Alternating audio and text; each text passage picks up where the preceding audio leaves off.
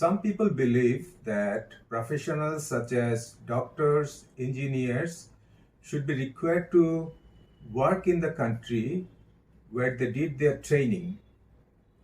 Others believe they should be free to work in another country if they wish. Discuss both views and give your opinion. Cambridge IELTS 17 academic এর writing task 2 test 3 এর question এটা আজকে এটা নিয়ে আলোচনা করব। So first of all দেখা যাক টপিকটাকে প্যারাফ্রেজ করা যেতে পারে কিভাবে, এখানে কোন কোন ওয়ার্ডের সিনোনিম আমাদের মাথায় আসে সেটা নিয়ে আগে দেখব। প্রথমে আসে প্রফেশনালস। প্রফেশনালস বলতে আমরা কি বুঝি? স্কিলড ওয়ার্কারদেরকে বুঝি। সো প্রফেশনালস এর বদলে আমরা লিখতে পারি স্কিলড ওয়ার্কার্স। দেন আছে হচ্ছে required to work. So required to এটার বদলে আমরা লিখতে পারি অবলাইজ টু। দেন আসছে ট্রেনিং। ট্রেনিং এর বদলে রিসিভ দেয়ার ট্রেনিং না লিখে, ডিড দেয়ার ট্রেনিং না লিখে আমরা লিখতে পারি রিসিভ দেয়ার এডুকেশন। সো এভাবে প্যারাফ্রেজিং এর মাধ্যমে ইন্ট্রোডাকশনটা লিখে ফেলা যেতে পারে। লেখার কাজগুলো আপনারা নিজে নিজে এই হিন্টসগুলো শোনার পরে অবশ্যই করবেন, এবং সম্ভব হলে আইএলটিএস রাইটিং এ মিনিমাম 7 পেয়েছে, 7 বা তার বেশি পেয়েছে এমন কাউকে যদি পরিচিতর মধ্যে পান তাকে দিয়ে দেখায় নিতে পারেন। সাধারণত সবাই যেটা করে যে একটা এসে লেখার পরে বিভিন্ন ফেসবুক গ্রুপে পোস্ট করে, তো ওখানে আসলে লাভটা কিছুই হয় না। বেশিরভাগ লোকজনই যারা ফিডব্যাক দেয় তারা নিজেরাই আইএলটিএস এর রাইটিং এ হয়তো 7 পাওয়ার যোগ্য না। সো তাদের ফিডব্যাক নিয়ে আপনি কনফিউজড হয়ে যেতে পারেন। আর একটা কাজ করতে পারেন যে আমার ভিডিও ডেসক্রিপশনে যে ফোন নাম্বারটা দেওয়া আছে, আপনি একটা লেখা লিখে ওইটা ছবি তুলে আমাকে হোয়াটসঅ্যাপ করতে পারেন, আমি একটা ফিডব্যাক দিতে পারবো আপনাদেরকে। সো এখানে এটা ছিল একটা বোথ ভিউ এসে, discuss both views and give your opinion. So বডিতে আপনার এই দুইটা ভিউকে অ্যানালাইজ করতে হবে। সো সাম পিপল, এদের ভিউ নিয়ে আমরা কি বলতে পারি, আর অন্যরা যারা বলতেছে যে তারা আসলে যদি চায় তাহলে যে কোনো দেশেই তাদের কাজ করতে পারা উচিত, সেটা নিয়ে কি লিখতে পারি। So one view and the other view, এই দুইটা নিয়ে আমরা একটু চিন্তা করে দেখি। প্রথমে সাম পিপলের ভিউ যেটা বলা সেটা নিয়ে সেখানে কি কি লেখা যেতে পারে, তাদের আসলে তাদের পক্ষের যুক্তিগুলো কি কি।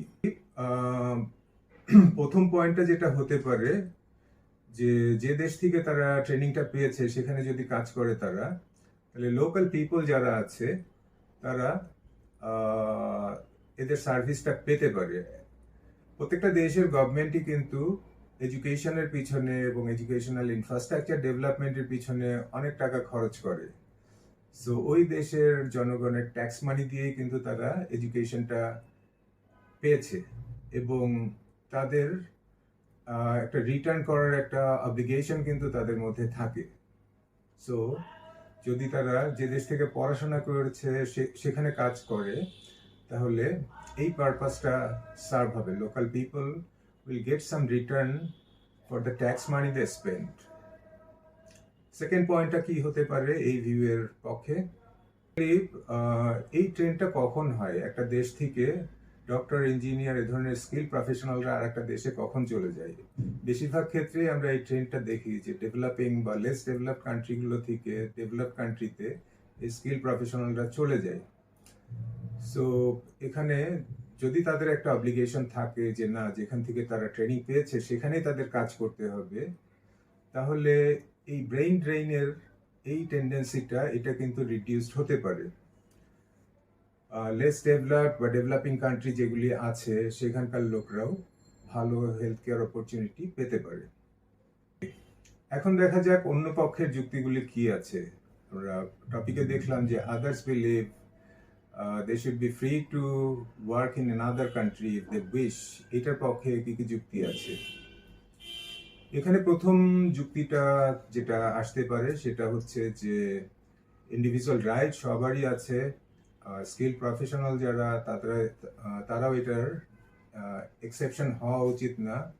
সো তাদের যদি ইচ্ছা থাকে যে আরো বেটার অপরচুনিটি পারসিউ করে, একটা ডেভেলপ নেশনে যে ওখানে আরো মডার্ন টেকনোলজি এবং দ্য স্টেট অফ লার্নিং এইটার সাথে নিজেকে ফ্যামিলিয়ার করা, এখান থেকে কিছু অ্যাডভান্টেজ নেওয়া তার ক্যারিয়ার গ্রোথের জন্যে, সেটার রাইট অবশ্যই তাদের থাকা উচিত এবং ওভারঅল তাদের ক্যারিয়ার ডেভেলপমেন্টের জন্য কিন্তু এটা অনেক হেল্পফুল। সেকেন্ড পয়েন্টটা এখানে কি হতে পারে, স্কিল প্রফেশনালদেরকে তারা যেখানে যেতে চায় সেটার যাওয়ার অপরচুনিটি যদি তাদেরকে দেওয়া হয়, সেই ফ্রিডমটা যদি তাদেরকে দেওয়া হয়, this can lead to a more interconnected and efficient world which will lead to some global benefit. তারা নিজেদেরকে ডেভেলপ করার পাশাপাশি গ্লোবালি তাদের কন্ট্রিবিউট করার অ্যাবিলিটিটাও কিন্তু অনেক বেড়ে যাবে। এখন হচ্ছে কনক্লুশনটা কি হতে পারে। আমরা দুইটা সাইড নিয়ে আলোচনা করেছি এখানে। এই দুইটা সাইড নিয়ে সাইডের ভিউ অ্যানালাইজ করতে যে পয়েন্টগুলো এসেছে সেটাকে সামারাইজ করেই আমার ওপিনিয়নটা কোনো একটা সাইডে হতে পারে এবং মাঝামাঝি একটা জায়গায়ও থাকতে পারে। সো কনক্লুশনে আমি ওই পয়েন্টগুলোকে আবার একটু সামারাইজ করার চেষ্টা করব, জাস্ট নাউন ফ্রেজের ফর্মে জাস্ট পয়েন্টগুলোকে একটু মেনশন করা এবং ফাইনালি আমার একটা ওপিনিয়ন দেওয়া। এখানে যেহেতু বলা আছে present your own view, so ওপিনিয়নটা এখানে দিতে হবে। সো এইভাবে এসে লেখাটা শেষ করতে পারি।